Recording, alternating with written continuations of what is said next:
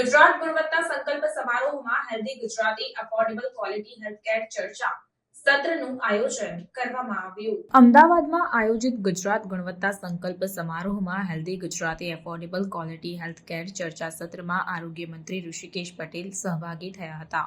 આ અવસરે મંત્રી ઋષિકેશ પટેલે સંબોધન કરતા જણાવ્યું કે વડાપ્રધાન નરેન્દ્રભાઈ મોદીના નેતૃત્વમાં કાર્યરત કેન્દ્ર સરકારે જન આરોગ્યને પ્રાથમિકતા આપી છે, જેના પરિણામે પીએમજેએવાય યોજના વિશ્વનું સૌથી મોટું આરોગ્ય પેકેજ બન્યું છે. ગુજરાતમાં રાજ્ય સરકારના યોગદાનથી આયુષ્યમાન કાર્ડ હેઠળ 10 લાખ સુધીની સારવાર નિઃશુલ્ક બની છે, જે રાજ્ય સરકારની આરોગ્ય ક્ષેત્ર માટેનો સંવેદનશીલ અભિગમ દર્શાવે છે.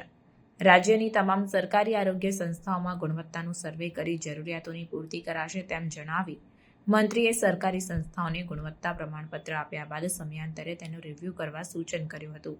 મંત્રીએ ઉમેર્યું હતું કે સાથોસાથ ગુજરાતમાં આરોગ્યની વૈશ્વિક સ્તરની સુવિધાઓ નિર્મિત થઈ છે, જેના પરિણામે વિદેશી સારવાર કરતાં કિફાયતી અને ઝડપી સારવાર આપણે ઉપલબ્ધ કરાવી શક્યા છીએ. અહીં યુએન મહેતા અને જીસીઆરઆઈ સહિતની આરોગ્ય સંસ્થાઓ દર્દીઓને આંતરરાષ્ટ્રીય સ્તરની આરોગ્ય સુવિધાઓ આપવા કાર્યક્ષમ બની રહી છે, જે આપણા માટે ગૌરવ જેવી બાબત છે, તેમ તેમણે ઉમેર્યું હતું. ઋષિકેશ પટેલે આરોગ્ય કેન્દ્રોની ગુણવત્તા પર ભાર મૂકતા કહ્યું કે તબીબી ક્ષેત્ર સાથે જોડાયેલા લોકો બુદ્ધિજીવી હોય છે, ત્યારે ત્યાં સ્વચ્છતા, સુવ્યવસ્થિતતા, સરળતા હોવી જરૂરી છે. હોસ્પિટલ એવું સ્થળ છે કે જ્યાં સંવેદનશીલતાની સૌથી વધુ જરૂરિયાત હોય છે.